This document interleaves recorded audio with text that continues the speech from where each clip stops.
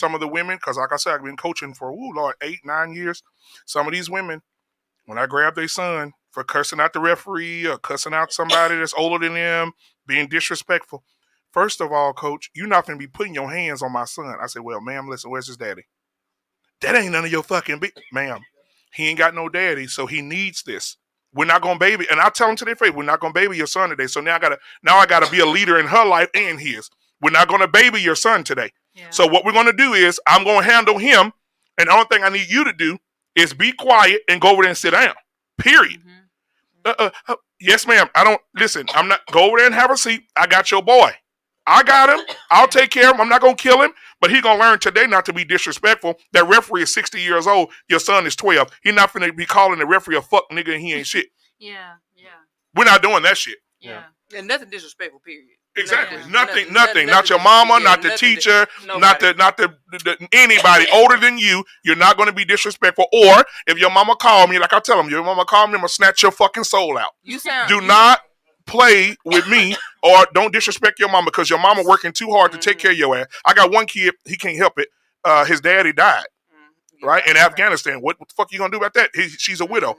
And this boy, you can tell he misses daddy, but he's disrespectful as fuck. Yeah. And I'm like, goddamn, boy. I mean, I said, yes, but I had to put the gloves on with him, put these boxing gloves on, and show me all that anger. He caught me with a couple. I said, God damn.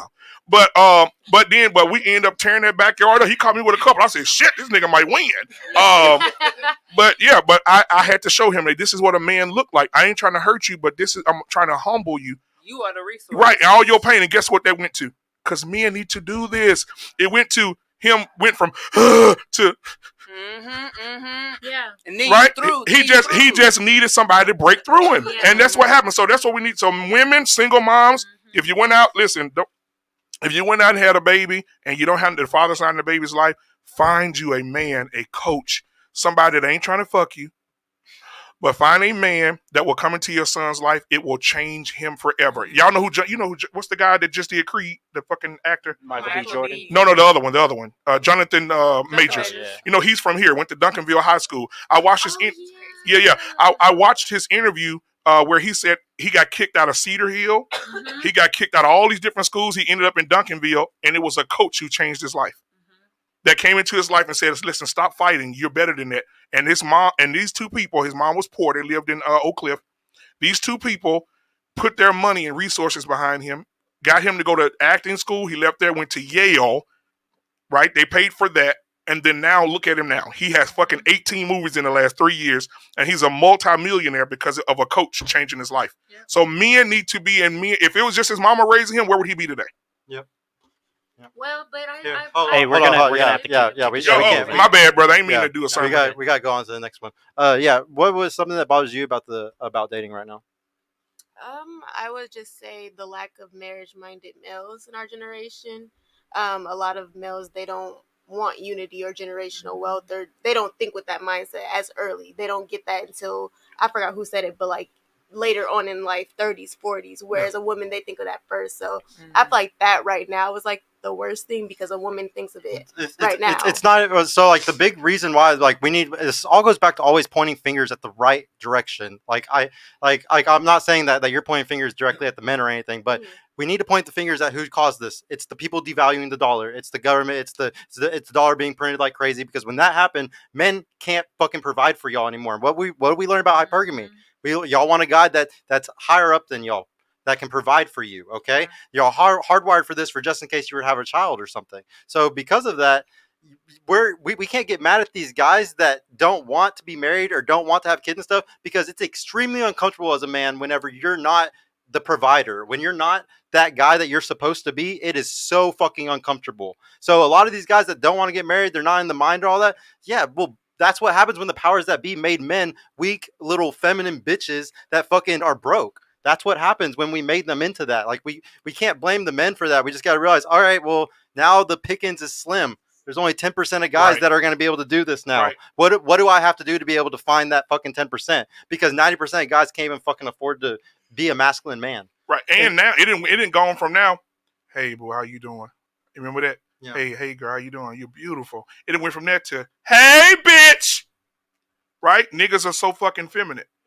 And I see these fucking men walking around, hey bitch, hey girl, what the fuck? Nigga, you got a girlfriend. Are you kidding me right now? So now they take on, going back to the Bible again, everything you need to know is in that I'm sorry, everything you need to know is in the Bible. It says it right there, right? You become what you are around. And if you're around a woman every day, you're going to take on those fucking tendencies of a woman. You're going to start talking like them, walking like them. Little boys going to start putting on mama's shoes, start trying on mama panties. They're going to start doing all type of shit. And then you're going to have not only a son husband, you're going to have something that you're going to have your boy saying, mama, I identify as your shoes. Because now because we're not putting them in the right situation. Like I just said about the women, put yourselves in the opera, put yourselves in the art galleries, but you got to put your son around men. Put him around men, not broody poo ass men. Put him around men who dress a certain way, who walk a certain way, who move a certain way. Put them in church. Put them in swimming lessons. Put them in fucking karate, boxing. Put them in something that will build character. Because if you don't, they're going to be PlayStation 5 boys, depending on the woman to take care of them. And then when the woman kick their ass out, they're going to be right back at your house at 25 years old. And that's why Jasmine Sullivan, I love her voice, but that last album was fucking stupid. When she said, he don't have to have a job. All he got to do is give good dick. She said that? I was like, what the fuck? I was like, wait a minute, play that back. You talk about? Because I Jasmine Sullivan stand over here. You gotta let me know. Rewind that shit. We can listen to it after the show. Listen, I'll pull it up after the show. We listen to the lyrics. So basically in the song, she's saying that she don't give a fuck if the dude broke, he ain't got no money. Just give me the dick. What? How'd she go from being scared of lions, tigers, and bears? Oh my. I don't believe that. For real. Oh my. I remember that song. Like, wait, What about you? So what's bothering you about the dating marketplace today?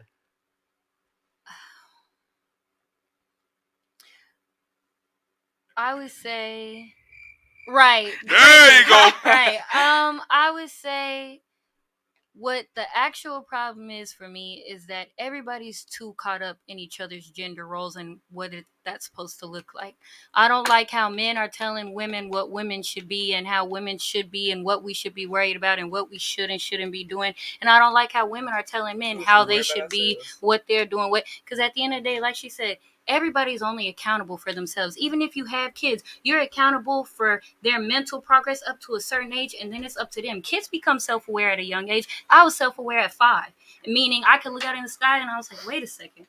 Okay, and I knew what was going on. So it's like once you become self-aware, whatever age that is for you, you should know, okay, now it's about this. But like you said, because the system is messed up, we're worried about money. We're worried about likes. We're worried about looks. We're worried about everything but focusing on progressing ourselves. Because one thing I can say I don't agree that you said that we're basically, I'm not going to say you said it, but it sounds like you're implying that we're basically needing to ignore the 90% of men out there. I mean, ignore the 10%, whatever you said, but I'm not going to ignore a group of men just because they may not fit the standard that I have, because a lot of those men that are getting overlooked are those men who are the ones who come whole. There are the men who come wrapped up in, and my thing is being whole is nowhere about money. It's nowhere about what you think. I don't give a fuck if you slept with 100 women. If I was into the same sex, I wouldn't give a fuck if you gave your pussy to 1,000 men before you gave it to me. Your worth is in your mental state. Where are you at mentally? Can you put yourself in a better position? Are you still where you were 5-10 years ago? If you still are, then I know you're not worth it. You're not trying to change. You're not trying to progress. We change every day. You like you said earlier, getting to know your partner, I wouldn't just leave it at that. Yeah, you may know your partner today. You may know her McDonald's meal today. In 2 months, she probably don't even like fish no more. In 2 months, she don't like chicken nuggets no more. Now she don't even like McDonald's altogether. But you don't know that because you've convinced yourself, I know her. I know what she's got. People change every day. Hey y'all, Sergio here. I just want to mention I've created a completely free guide that shows you exactly how I went from having low confidence and being painfully awkward around women to easily meeting and dating numerous high quality desirable women in real life without the use of any dating apps or social media. So if you're struggling to get out there, if you have approach anxiety or don't know what to say or how to interact with women to make them want you and are sick of using dating apps with low value girls that hundreds of other guys have been chatting with, Click the link in the description below to grab your free guide right now. And if you want private mentorship with me personally to help guide you every step of the way in this process, check out my mentorship program in the description too. I would be happy to help you reach your dating goals and overcome any obstacle you may face. And trust me, if I can do it, you can do it too. I hope to see you soon. Peace out.